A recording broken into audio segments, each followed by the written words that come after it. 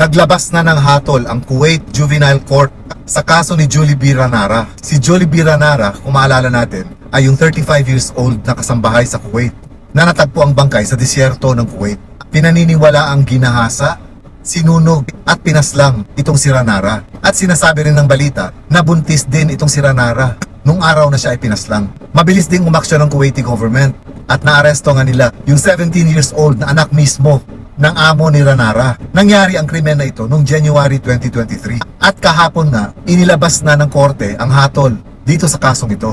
Hinahatulan ng korte ng 15 years, 1-5 na pagkakakulong ang 17 years old na anak ng amo ni Ranara. Plus another 1 year for driving without license. So total 16 years ang hatol sa kanya. Ayon din sa balita, dahil minor itong akusado, hindi siya pwedeng patawan ng death penalty or maximum sentence for life imprisonment. Kung kaya 15 years lang ang ibinigay dahil nasa Kuwaiti Penal Code nakalagay doon na kung death penalty ang sentensya sa isang minor, ang maaari lamang ibigay ng korte na sentensya ay not more than 15 years na pagkakakulong. Ngayon kung life sentence naman yung sentensya, ang hatol ay hindi dapat lumampas ng 10 years na pagkakakulong. Bawal sa batas nila ang magbigay ng death penalty sa isang minor.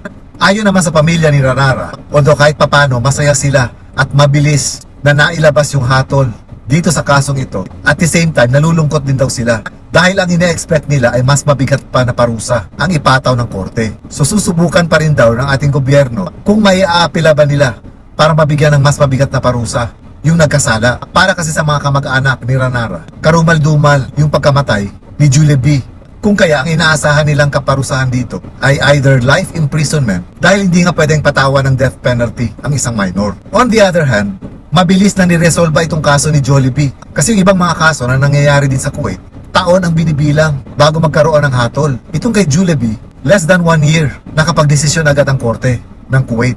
Nakakalungkot isipin na kahit paulit-ulit ang nangyayari, itong pang-aabuso sa mga kasambahay natin, lalong-lalo na sa gitnang silangan, marami pa rin sa ating mga kababayan ang nakikipagsapalaran na magtrabaho bilang mga kasambahay sa gitnang silangan.